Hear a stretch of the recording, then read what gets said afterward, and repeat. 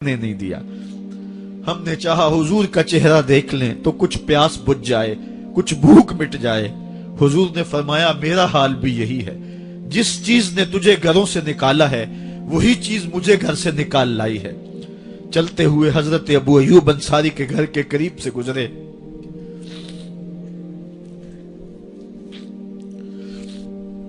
حضور کی خوشبو پا کے وہ باہر آ گئے۔ عرض کی بندہ نواز آج میرے مہمان نہیں بنتے؟ حضور نے کہا تمہاری مرضی۔ گھر لے گئے، چٹائی بچھائی، حضور کو بٹھایا، گھر والوں کو بکری کا بچہ ذبح کر کے دیا، کہا جلدی جلدی کھانا تیار کرو، میرے آقا کو بھوک لگی ہوگی۔ یہ کہہ کے واپس آئے، حضور کے پاس بیٹھے، نظر چہرے پہ پڑی تو گھبرا گئے۔ نکاحت کے آثار اتنے واضح تھے کہ سمجھ آ رہی تھی کتنے دنوں سے حضور نے کچھ نہیں کھایا۔ اٹھ کے باغ میں چلے گئے، کھجوروں کا خوشہ توڑا، حضور کے سامنے رکھا، کہا بندہ نواز جب تک کھانا تیار نہیں ہوتا یہ کھجوریں تناول فرمائیں۔ تھوڑی دیر کے بعد کھانا دسترخوان پہ لگ گیا۔ حضور سے عرض کی گئی حضور آئیں کھانا تناول کر لیں۔ حضور نے دسترخوان پر تشریف فرما ہو کر کے حضور نے کپڑا اٹھایا تو حضور نے جب دیکھا کہ کھانا ہے تو حضور نے ایک روٹی لی اور چند بوٹیاں اٹھائیں اور ایک خادم کو بلا کر کے کہا جاؤ ہمارے گھر لے آؤ، میری بیٹی فاطمہ کتنے دنوں سے بھوکی۔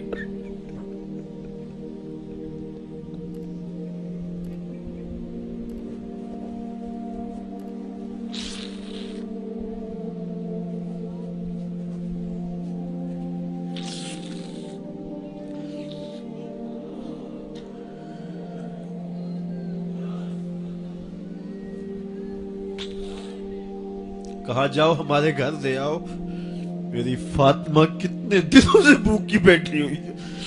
مال کے کونین ہیں گو پاس کچھ رکھتے نہیں، دو جہاں کی نعمتیں ہیں ان کے خالی ہاتھ میں۔ آپ کو پتا ہوگا کہ جب میرے رسول کا انتقال ہوا ہے، حضور کا وصال ہوا ہے، تو حضور کی ایک زرہ ایک یہودی کے گھر میں گروی رکھی ہوئی تھی۔ حضور نے زرہ رکھ کر کے اس سے قرض لیا ہوا تھا۔ یہ اسلام کی غربت کی کہانی ہے، اور پھر اللہ نے اسلام کو امارت کے رنگ بھی دیے۔ آؤ تمہیں کہانی سناؤں۔ حضرت عدی بن حاتم روایت کرتے ہیں، صحیح بخاری میں روایت ہے۔ یہ حاتم تائی کے بیٹے ہیں۔ کہتے ہیں میں حضور کی خدمت میں حاضر ہوا، ایک شخص آیا، کہنے لگا حضور غربت نے میرا برا حال کر دیا ہے، اور اس نے شکایت کی غربت کی، پسماندگی کی اور اپنی معاشی بدحالی کی۔ پھر ایک شخص آیا، کہنے لگا حضور میرے پاس دولت تو ہے لیکن میں نے جس منزل پہ جانا ہے راستہ پر خطر ہے، تو میرے لیے کیا حکم ہے کہ میں کیسے راستہ طے کروں؟ تو یہ دو لوگوں نے یہ باتیں کی تو حضرت عدی کہتے ہیں کہ حضور نے روئے سخن میری جانب موڑا اور میری جانب مخاطب ہو کے کہا عدی تو نے ہیرا دیکھا ہے؟ عدی کہتے ہیں میں نے عرض کی حضور دیکھا نہیں، سنا ہے۔ ہیرا یہ شہر ہے عراق کا۔ تو حضور نے فرمایا عدی تو نے ہیرا دیکھا ہے؟ میں نے کہا نہیں حضور دیکھا نہیں، اس کا تذکرہ سنا ہے۔ فرمایا عدی اگر اللہ تجھے زندگی کی مہلت دے تو ہیرا سے ایک خاتون چلے گی، تو اپنی آنکھوں سے دیکھے گا اور مکے تک پہنچے گی اور اللہ کے گھر کعبہ کا طواف کرے گی، اور اس کو ہیرا سے لے کر کے مکے تک اللہ کے علاوہ کسی کا ڈر نہیں ہوگا۔ کہتے ہیں کہ میں نے دل میں کہا کہ پھر بنو طے کے ڈاکو مر گئے ہوں گے جنہوں نے عرب کے اوپر روب ڈال رکھا ہے، تو وہ تو پھر ختم ہو گئے ہوں گے۔ کہتے ہیں میں بھی سوچ ہی رہا تھا کہ حضور نے مزید میری حیرت میں اضافہ کرتے ہوئے کہا عدی اگر تجھے اللہ نے زندگی کی مہلت دی تو تو دیکھے گا کہ کسرا کے خزانے تیری جھولی میں ہوں گے۔ تو اس دور کی سپر طاقت تھی۔ میں نے کہا حضور کسرا بن ہرمز؟ حضور نے فرمایا ہاں کسرا بن ہرمز۔ کہتے ہیں کہ حضور نے پھر فرمایا عدی اگر تو زندگی پائی تو تو وہ دن بھی دیکھے گا کہ ایک شخص زکوٰۃ کی رقم لے کر کے، زکوٰۃ کی چاندی لے کر کے، زکوٰۃ کا سونا لے کر کے نکلے گا اور اس کو کوئی زکات کا مستحق ہی نہیں ملے گا۔ حضرت عدی بن حاتم کہتے ہیں کہ پھر میں نے وہ منظر اپنی آنکھوں سے دیکھا کہ ہیرا سے ایک خاتون چلی اور مکے تک پہنچی، اور امن ایسا تھا کہ اس کو اللہ کے علاوہ کسی کا ڈر نہیں تھا۔ پھر وہ لمحے بھی میں نے دیکھے کہ کسرا بن ہرمز کے خزانے مسجد نبوی کے باہر پڑے ہوئے ہیں۔ تو کہتے ہیں تیسری چیز میں دیکھ نہ سکا، اور میں نے لوگوں کو کہا کہ یہ میں تو نہیں دیکھ سکا، میری شاید زندگی وفا نہ کرے، اور اگر تمہاری زندگی وفا کرے تو تم دیکھنا، میرے آقا نے جو فرمایا تھا 2 باتیں تو پوری ہو گئی ہیں، اور تیسری بات تم دیکھ لو گے۔ حضرت یحییٰ بن سعید فرماتے ہیں کہ حضرت عمر بن عبدالعزیز کا زمانہ تھا، اور انہوں نے مجھے افریقہ کی جانب زکوٰۃ وصول کرنے کے لیے بھیجا۔ میں وہاں سے زکوٰۃ وصول کی، اور پھر میں زکوٰۃ لینے والے مستحقین کو ڈھونڈنے لگا، تو کہتے ہیں مجھے کوئی مستحق نہ ملا۔ پھر میں غلام پکڑتا اور اس کے پیسے دے کے اس کو آزاد کرواتا چلا جاتا۔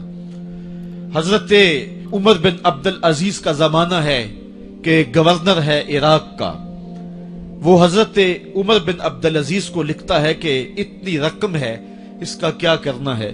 تو عمر بن عبدالعزیز کہتے ہیں رقم لے کے یہاں نہ آنا، وہاں عراق کے لوگوں میں بانٹ دو، جو زکوٰۃ کے مستحق ہیں ان کو تقسیم کر دو۔ تو گورنر لکھتا ہے جو مستحق ہے ان کو دے دی، اب کوئی مستحق نہیں رہا تو میں کیا کروں؟ تو حضرت عمر بن عبدالعزیز کہتے ہیں جو مقروض ہیں ان کا قرض اتار دو۔ تو کہتے ہیں کہ ہاں قرض بھی میں نے اتار دیا ہے، رقم پھر بھی بچ رہی ہے، کیا کروں؟ تو حضرت عمر بن عبدالعزیز نے پھر لکھا جو شخص شادی کرنا چاہتے ہیں ان کا حق مہر ادا کر دو۔ میں نے کہا کہ وہ بھی کر دیا ہے، رقم پھر بھی بچ گئی، اب کیا کروں؟ تو حضرت عمر بن عبدالعزیز نے مجھے لکھا کہ جو غیر مسلم ہیں جنہوں نے ٹیکس دیا ہوا ہے، جتنا ٹیکس دیا ہے اس سے دگنے پیسے ان کو قرضے میں دے دو، اور ان کو کہو جاؤ اس کا کاروبار کرو، کھیتی باڑی کرو، اور ساتھ انہیں یہ بھی کہہ دینا قرض کی فکر نہ کرنا اور زیادہ اس میں پریشان نہ ہونا، جب دے سکو گے دے دینا۔ یہ دور بھی پھر اسلام نے دیکھا اور یہ گھڑیاں بھی دیکھی، جب چیتھڑے پہنے ہوئے تھے، جب پیوند لگے لباس پہنے تھے، جب پیٹ میں ڈالنے کے لقمہ بھی نہیں تھا، اللہ کا دین اس وقت بھی غالب تھا، اور جب گلیوں کے اندر ریشم بکھرا ہوا ہوتا تھا کوئی اٹھانے والا نہیں تھا، دین اس وقت بھی غالب تھا۔ دین کا غالب ہونا یا نہ ہونا اس کا تعلق جو ہے وہ مال و دولت سے نہیں ہے۔ اقبال کہتا ہے کہ زوال بندہ مومن کا بے زری سے نہیں، مومن کا زوال بے زری سے نہیں ہے بلکہ اس کا سبب کوئی اور ہے۔ وہ سبب ڈھونڈنا ہے کہ ہم دنیا میں رسوا ہو کے کیوں رہ گئے، ہم زمانے کے سامنے تماشا کیوں بن کے رہ گئے، آج نبی کی امت پوری کائنات میں رسوا ہو کے کیوں رہ گئی، آج ہمارا تماشا دیکھا جا رہا ہے، آج بھوکے کتوں کو ہماری بیٹی اور بہنوں کے اوپر چھوڑا جا رہا ہے اور اس کا تماشا دیکھا جا رہا ہے۔ کیا ہم نے یہ دن بھی دیکھنے تھے؟ ہم نے سراغ لگانا ہے۔ دولت کی قلت اور کثرت یہ ثانوی چیزیں ہیں، ہم نے تاریخ میں دیکھا ہے، ہم کبھی مالی طور پہ کمزور تھے، رسوا نہیں ہوئے ہیں، مال زیادہ ہو گیا رسوا نہیں ہوئے ہیں، رسوائی کے سبب کوئی اور ہیں۔ آئیے تمہیں کہاں